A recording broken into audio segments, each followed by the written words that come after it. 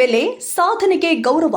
625ಕ್ಕೆ 625 ಅಂಕ ಗಳಿಸಿದ ವಿದ್ಯಾರ್ಥಿಗಳಿಗೆ ಎಲೆಕ್ಟ್ರಿಕ್ ಸ್ಕೂಟರ್, ಸ್ಮಾರ್ಟ್ ವಾಚ್ ಉಡುಗೊರೆ. ವಿದ್ಯಾರ್ಥಿಗಳ ಕನಸಿಗೆ ಪ್ರೋತ್ಸಾಹ, ಪ್ರತಿಭಾವಂತರಿಗೆ ಪುಟ್ಟು ಆಂಜಿನಪ್ಪ ಸನ್ಮಾನ. ಓದಿನಲ್ಲಿ ಗೆದ್ದವರಿಗೆ ಸವಾರಿ ಗಿಫ್ಟ್. ಶಿಡ್ಲಘಟ್ಟದಲ್ಲಿ ವಿಶೇಷ ಪ್ರತಿಭಾ ಪುರಸ್ಕಾರ. ಶಿಡ್ಲಘಟ್ಟದಲ್ಲಿ ಪ್ರತಿಭಾವಂತ ವಿದ್ಯಾರ್ಥಿಗಳ ಸಾಧನೆಗೆ ವಿಶೇಷ ಗೌರವ ಸಲ್ಲಿಸಲಾಗಿದೆ.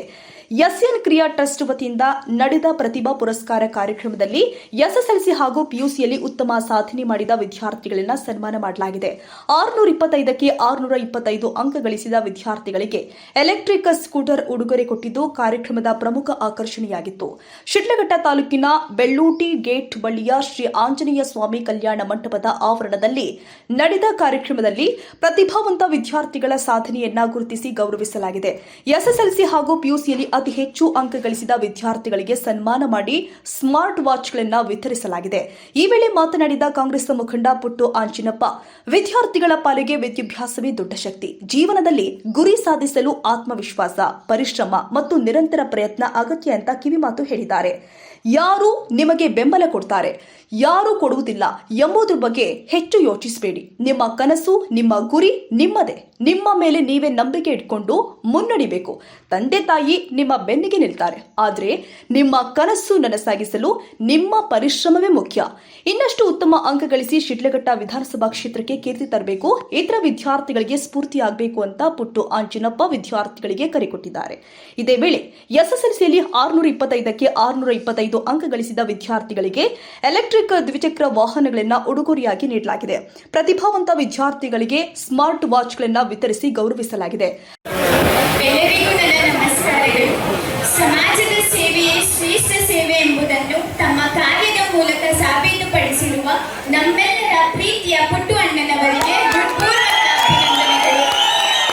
ಅಗತ್ಯವಿರುವವರ ಕಣ್ಣೊರೆಸಿ ಅವರ ಬದುಕಿನಲ್ಲಿ ಭರವಸೆಯ ಬೆಳಕನ್ನು ಮೂಡಿಸುತ್ತಿರುವ ಅವರ ಸಮಾಜ ಸೇವೆ ನಿಜಕ್ಕೂ ಅಪಾರವಾದುದು. ತಮ್ಮ ಸಮಯ, ಶ್ರಮ ಮತ್ತು ಹೃದಯವನ್ನು ಸಮಾಜದ ಒಳಿತಿಗಾಗಿ ಮುಡಿಪಾಗಿಟ್ಟಿರುವ ಪುಟ್ಟು ಅಣ್ಣನವರು ಅನೇಕರಿಗೆ ಸ್ಫೂರ್ತಿಯ ಚಿಲುಮೆಯಾಗಿದ್ದಾರೆ. ಅವರ ಸೇವಾ ಮನೋಭಾವ ಹೀಗೆ ನಿರಂತರವಾಗಿ ಸಾಗಲಿ, ಇನ್ನಷ್ಟು ಜನರ ಬದುಕಿಗೆ ಬೆಳಕಾಗಲಿ ಎಂದು ಹಾರೈಸುತ್ತಾ ಅವರಿಗೆ ನನ್ನ ಹೃತ್ಪೂರ್ವಕ ನಮನಗಳನ್ನು ಸಲ್ಲಿಸುತ್ತೇನೆ. ಧನ್ಯವಾದಗಳು. ಗೌರವಿಸುವಂತ ಕೆಲಸ ಮಾಡ್ತಾ ಇದ್ದೀವಿ. ಈಗ ಊಟ ಪ್ರಾರಂಭ ಆಗಿರೋದ್ರಿಂದ ಊಟನೂ ಸಹ ತಗೊಬೋದು. ಮತ್ತೆ ನಿಮ್ಗೆಲ್ರಿಗೂ ಸಹ ಟೋಕನ್ ಹಾಕಿದ್ರೆ ನೋಡಿದ್ದೀರಾ? ಟೋಕನ್ ಎಲ್ಲ ಕೈ ಎತ್ತಿ, ಎಲ್ಲ ಯಾರ್ಯಾರು ತಗೊಂಡಿದ್ದೀರಿ? ಎಲ್ಲರೂ ಬಹುತೇಕ ತಗೊಂಡಿದ್ದೀರಿ. ನಿಮ್ದು ಯಾವ ನಂಬರ್ ಹೇಳ್ತೀರಿ ಆ ನಂಬರ್ ಬರ್ಬೇಕಾಗ್ತದೆ. ಅದಕ್ಕೆ ಎಷ್ಟು ನಂಬರ್ ಹೇಳ್ತೀವಿ, ಒಂದೊಂದು ಸಲಕ್ಕೆ ಒಂದೊಂದು 20 ನಂಬರ್ ಹೇಳ್ತೀವಿ. ಅವ್ರ ಜೊತೆ ಅವ್ರ ಪೇರೆಂಟ್ಸ್ ಬಂದು ಇಲ್ಲಿ ಕುತ್ಕೊಂಡು ಸನ್ಮಾನ ಸ್ವೀಕರಿಸಿ ಫೋಟೋ ಓಡಿಸ್ಕೊಂಡು ಊಟ ಮಾಡಿ ತಾವು ನಿರ್ಗಮಿಸ್ಬೇಕಾಗ್ತದೆ. ಕನಿಷ್ಠ ಅಂದ್ರೆ 550ವರೆಗೂ ಇದೆ ನಂಬರು.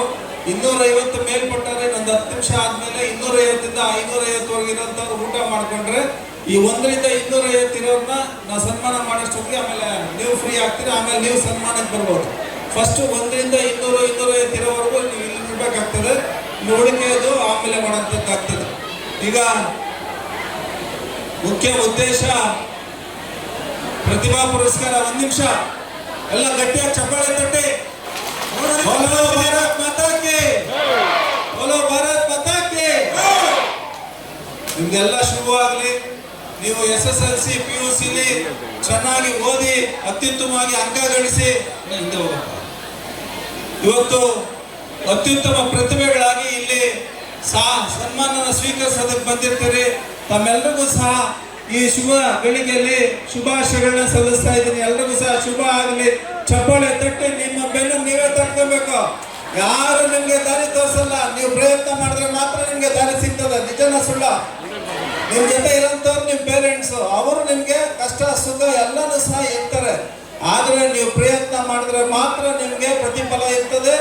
ನಿಮ್ಮ ಗುರಿ ಮುಟ್ಟೋದಕ್ಕೆ ದಾರಿ ಆಗ್ತದೆ. ಬಹಳಷ್ಟು ವಿಶೇಷವಾಗಿ ನಾವು ಈ ಕಾರ್ಯಕ್ರಮನ 2015ರಲ್ಲಿ ನಾವು ಸಂತೋಷ್ ಇಬ್ರು ಸೇರಿ ಇಲ್ಲಿ ಈ ತಾಲೂಕಿನಲ್ಲಿ ಪ್ರಾರಂಭ ಮಾಡಿದ್ವಿ. ಆದ್ರೆ ನಮ್ಮ ದುರ್ದೈವ, ನಮ್ಮ ನಾಗಲಿ ಬೆಳ್ಳೊಟ್ಟಿ ಸಂತೋಷ್ ನಮ್ಮನ್ನೆಲ್ಲ ಬಿಟ್ಟೋಗಿದ್ದಾರೆ. ಆದ್ರೆ ಅವ್ರು ಮಾಡ್ತಾ ಇದ್ದಂತ ಒಳ್ಳೆ ಕೆಲಸ, ಸಮಾಜಮುಖಿ ಕೆಲಸಗಳು ನಮ್ಮ ಜೊತೆ ಸದಾ ಜೀವಂತವಾಗಿದೆ. ಮಕ್ಕಳ ಬಗ್ಗೆ ಇದ್ದಂತ ಕಾಳಜಿ ಮತ್ತೆ ಸಮಾಜದ ಬಗ್ಗೆ ಇದ್ದಂತ ಕಾಳಜಿ ನಮ್ಮೆಲ್ಲರಿಗೂ ಸಹ ಆದರ್ಶ.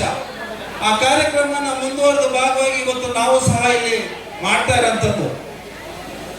ಸೊ ನಾವೀಗ SSLCಲಿ ಅತ್ಯುತ್ತಮ ಅಂಕ ಗಳಿಸಿದಂಥವ್ರನ್ನ ಹೆಚ್ಚು ಜನನ ಇಲ್ಲಿ ಬರೋಕ್ಕೆ ಅವಕಾಶ ಮಾಡ್ಕೊಂಡಿರ್ತೀವಿ. ಯಾಕಂದ್ರೆ ಪ್ರತಿ ವರ್ಷನೂ ಮಾಡ್ಕೊಂಡ್ ಬಂದಿರೋದ್ರಿಂದ ಸೆಕೆಂಡ್ PUC ಓದಂಥವ್ರಿಗೆ ನಾವು ಈಗಾಗಲೇ ಹಿಂದಿನ ವರ್ಷಗಳಲ್ಲಿ ಸನ್ಮಾನ ಮಾಡಿರ್ತೀವಿ.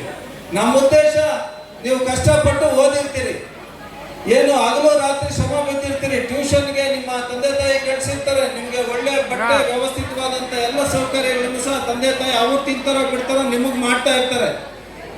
ಏನಕ್ಕೆ ಅಂದ್ರೆ ನಮ್ಗೆ ಕಷ್ಟ ಬೇಡ, ನಮ್ಮ ಮಕ್ಕಳು ಚೆನ್ನಾಗಾಗ್ಲಿ, ಓದಿ ಬುದ್ಧಿವಂತರಾಗ್ಲಿ, ಉದ್ಯೋಗಸ್ಥರಾಗ್ಲಿ, ಒಳ್ಳೆ ಸದೃಢವಾದಂಥ ಬೆಳೆಯುವಂಥದ್ದು ನಮಗೆ ಗೌರವ ತರಂತ ಕೆಲಸ ಅವರು ರೂಢಿಸ್ಕೊಡ್ಲಿ ಅಂತೇಳಿ. ಹಂಗಾಗಿ ತಾವು ಸಹ ಅಷ್ಟೇ ಶ್ರದ್ಧಾ ಭಕ್ತಿಯಿಂದ ಚೆನ್ನಾಗಿ ಓದಿ ಇಷ್ಟೊಂದು ಅಂಕ ಗಳಿಸಿ ಈ ಒಂದು ವೇದಿಕೆಯಲ್ಲಿ ಸನ್ಮಾನ ಸ್ವೀಕರಿಸೋದಕ್ಕೆ ಜವಾಬ್ದಾರಿಯುತವಾಗಿ ಬಂದಿರ್ತೀರಿ. ಬಹಳ ಸಂತೋಷ ಆಗ್ತದೆ. ಯಾರು ಇಲ್ಲಿ ಕಡಿಮೆ ಇಲ್ಲ. 625ಕ್ಕೆ ಒಂದೇ ಎರಡು ಕಮ್ಮಿ ತಗೊಂಡಿದ್ದಾರೆ, ಇನ್ನೆಲ್ಲ 623 ತಗೊಂಡಿದ್ದಾರೆ. ಅವ್ರಿಗೆಲ್ಲ ಶುಭಾಶಯ ಹೇಳ್ಬೇಕಲ್ಲ ನಾವು. 623 ತಗೊಂಡಿರೋರು ಇದ್ದಾರೆ, 622 ತಗೊಂಡವರು ಇದ್ದಾರೆ. ನಮಗೂ ಸಹ ಅದನ್ನು ಬೈಫರ್ಕೇಟ್ ಮಾಡೋದಕ್ಕೆ ಕಷ್ಟ ಆಗ್ತದೆ. ಆದ್ರೆ ಇಲ್ಲಿ ಉದ್ದೇಶ ಕರೆದಿರೋಂಥದ್ದು, ನೀವು ಮಾಡಿರೋಂಥ ಸಾಧನೆ ಬಹಳ ದೊಡ್ಡದು. ನಾವು ಸನ್ಮಾನ ಮಾಡಿ ನಿಮ್ಗೇನೋ ಒಂದು ಬೆಂತಟ್ಟಂತ ಕೆಲಸ, ಸಣ್ಣ ಕಾರ್ಯಕ್ರಮ. ಯಾರು ಸಹ ಏನಪ್ಪ ಇದನ್ನ ಅಳತೆ ಮಾಡಂತ ಲೆಕ್ಕದಲ್ಲಿ ಹೋಗ್ತಾ ಇಲ್ಲ. ಈ ಒಂದು ಕಾರ್ಯಕ್ರಮ ನಿಮ್ಗೆ ಎಷ್ಟು ಶಕ್ತಿ ಕೊಡಬೇಕು, ಚೈತನ್ಯ ಬರಬೇಕು, ಭವಿಷ್ಯದಲ್ಲಿ ಇನ್ನಷ್ಟು ಸನ್ಮಾನಗಳನ್ನು ಸ್ವೀಕರಿಸಬೇಕು, ನೀವು ಈ ತಾಲೂಕಿಗೆ ಮತ್ತೆ ಕೊಡಂತಾಗಬೇಕು. ಅದು ನನ್ನ ಜವಾಬ್ದಾರಿ, ನಿಮ್ಮಗಳ ಜವಾಬ್ದಾರಿ. ಈ ತಾಲೂಕಿಗೆ ಮತ್ತೆ ನೀವು ಋಣ ತೀರಿಸಂತ ಕೆಲಸ ಮಾಡಬೇಕು. 94ರಲ್ಲಿ ನಾವು SSLC ಪಾಸ್ ಆದಾಗ ನಮ್ಮನ್ನ ಸನ್ಮಾನ ಮಾಡೋದಿರ್ಲಿಲ್ಲ. ನಾವು ಶಾಲೆಗಳಿಗೆ ಹೋಗ್ತಾ ಇದ್ರೆ ಅವತ್ತಿನ ದಿನಗಳಲ್ಲಿ ಬಹಳಷ್ಟು ಕಷ್ಟ, ಸರಿಯಾದ ಬಟ್ಟೆಗಳಿರ್ಲಿಲ್ಲ. ನಮಗೂ ಅಷ್ಟೇ, ಹೆಣ್ಮಕ್ಳಿಗೂ ಅಷ್ಟೇ. ನೋಡಿದ್ರೆ ಅವತ್ತಿನ ದಿನಗಳು ಬಹಳ ಕಣ್ಣಲ್ಲಿ ನೀರು ಬರ್ತದೆ. ಆದ್ರೆ ಇವತ್ತು ಅವತ್ತಿನ ಪರಿಸ್ಥಿತಿಗಳಿಲ್ಲ. ದೇಶ ಬಹಳಷ್ಟು ಬದಲಾಗ್ತಾ ಇದೆ, ಬಹಳಷ್ಟು ಬಲಿಷ್ಠ ಆಗ್ತಾ ಇದೆ. ಈ ಬಲಿಷ್ಠವಾದ ದೇಶ ಕಟ್ಟೋದಕ್ಕೆ ನೀವೆಲ್ಲ ಕೈ ಜೋಡಿಸಿದ್ರೆ ಮಾತ್ರ ಭವಿಷ್ಯದ ಭಾರತ ನಿರ್ಮಾಣ ಆಗ್ತದೆ. ಭವಿಷ್ಯದ ಭಾರತಕ್ಕೆ ಯುವಕರೇ ನೀವೇ ಸ್ಫೂರ್ತಿ. ನೀವೆಲ್ಲ ಕೆಲಸ ಮಾಡಿ ಕಲ್ತ್ರೆ, ನೀವು ಉದ್ಯೋಗಸ್ಥರಾದ್ರೆ, ನೀವು ಕುಟುಂಬಕ್ಕೆ ಜವಾಬ್ದಾರಿ ತಗೊಂಡ್ರೆ ಮಾತ್ರ ನಿಮ್ಮ ಕುಟುಂಬ ಚೆನ್ನಾಗಾಗ್ತದೆ. ಶಿಡ್ಲಘಟ್ಟಕ್ಕೆ ಮತ್ತೆ ವೈಭವ ಸೃಷ್ಟಿ ಆಗ್ತದೆ. ನಾನು ಒಂದೆರಡೇ ಲೈನ್ ಹೇಳ್ತೀನಿ. ಈಗ ಶಿಡ್ಲಘಟ್ಟದಲ್ಲಿ ನಾನು ಯಾವಾಗಲೂ ಹೇಳ್ತೀನಿ, ಒಂದು ಸದೃಢವಾದ ಶಿಡ್ಲಘಟ್ಟನ ಕಟ್ಟಬೇಕು. ಅದು ನಿಮ್ಮ ಜವಾಬ್ದಾರಿ ಅಂತೇಳಿ. ಈಗ ನನ್ನ ಜವಾಬ್ದಾರಿ, ನೀವು ವಿದ್ಯಾವಂತರು, ನೀವು ಚೆನ್ನಾಗಿ ಓದಿ ಪಾಸ್ ಆಗಿದ್ರಿ ಅಂತೇಳಿ ನಿಮ್ಗೆ ಬೆಂತಟ್ಟಂತ ಕೆಲಸ ನಾವು ಮಾಡ್ತಾ ಇದೀವಿ. ನೀವು ಏನ್ ಮಾಡ್ಬೇಕು? ನೀವು ಶ್ರದ್ಧೆಯಿಂದ ಓದಬೇಕು, ಮತ್ತಷ್ಟು ಶ್ರಮ ಆಗ್ಬೇಕು, ಎದೆಯಲ್ಲಿ ಭಯ ಇರಬೇಕು. ಆದ್ರೆ ಪ್ರಯತ್ನ ಬಿಡಬಾರ್ದು. ನೀವು ಯಾರು ಭಯದಿಂದ ಶ್ರಮ ಹಾಕಿ ಸಮಯಕ್ಕೆ ಬೆಲೆ ಕೊಟ್ಟು ಕೆಲಸ ಮಾಡ್ತಾರೆ ಅವರೆಲ್ಲರೂ ಸಾಧಕರಾಗ್ತಾರೆ. ಆ ಸಾಧಕರು ನೀವೆಲ್ಲ ಆಗ್ಬೇಕು ಅಂತೇಳಿ ನನ್ನ ಅಭಿಪ್ರಾಯ. ಆ ಸಾಧನೆಗೆ ನೀವೆಲ್ಲರೂ ಆಗದ್ರು. ನೀವೆಲ್ಲರೂ ಸಾಧನೆ ಮಾಡಿ ಗಟ್ಟಿಯಾಗಿ ನಿಮ್ಮ ಕಾಲ ಮೇಲೆ ನಾವು ನಿಂತ್ಕೊಂಡ್ರೆ ಅದೇ ಗಟ್ಟಿಯಾದಂತ ಶಿಡ್ಲಘಟ್ಟ ಭವಿಷ್ಯದ ಒಂದು ಗಟ್ಟಿ ಶಿಡ್ಲಘಟ್ಟನ ಕಟ್ಟೋದಕ್ಕೆ ನೀವೆಲ್ಲರೂ ಸಹ ದಾರಿದೀಪಗಳಾಗ್ತೀರಿ ಅಂತೇಳಿ ನನ್ನ ಒಂದು ಅನಿಸಿಕೆ. ಹಂಗಾಗಿ ನಿಮ್ಗೆಲ್ಲರೂ ಸಹ ಉಜ್ವಲವಾದಂತ ಭವಿಷ್ಯ ಇದೆ. ನೀವು ಯಾರಿಗೇನು ಕಮ್ಮಿ ಇಲ್ಲ. ಅಯ್ಯೋ ಯಾರೋ ಅವ್ರ ದಾರಿ ತೋರಿಸ್ತಾರೆ, ಇವ್ರ ಕಾಲ್ ಮುಗಿಯೋಣ, ಇನ್ನೊಂದು ದೇವಸ್ಥಾನಕ್ಕೆ ಹೋಗೋಣ, ಇವೆಲ್ಲನೂ ಮಾಡಿ. ಆದ್ರೆ ಪ್ರಯತ್ನ ಮಾತ್ರ ನೀವು ಬಿಡಬಾರ್ದು. ನೀವು ಪ್ರಯತ್ನ ಮಾಡಿದ್ರೆ ಮಾತ್ರನೇ ನಿಮಗೆ ಭವಿಷ್ಯ. ಏನೋ ನನಗೆ ಗೊತ್ತಿಲ್ಲ, ನನ್ನ ಫ್ರೆಂಡ್ ಕೇಳೋಣ, ಪುಟ್ಟಣ್ಣ ಹೇಳ್ತಾರೆ, ಇನ್ನೊಬ್ರು ಹೇಳ್ತಾರೆ, ನಮ್ಗೆ ಗೈಡ್ ಮಾಡ್ತಾರೆ. ಗೈಡ್ ಮಾಡೋರು ಮಾಡ್ತಾರೆ. ಮಾಡ್ಲಿಲ್ಲ ಅಂದ್ರೆ ನೀವು ಧುಮುಕ್ಬೇಕು. ಒಂದ್ ಹೆಜ್ಜೆ ಮುಂದೆ ಇಟ್ರೆ 50% ಕೆಲಸ ನಿಮ್ ಸಾಧನೆ, ನಿಮ್ ಕೆಲಸ ನೀವು ಮಾಡ್ದಂಗೆ.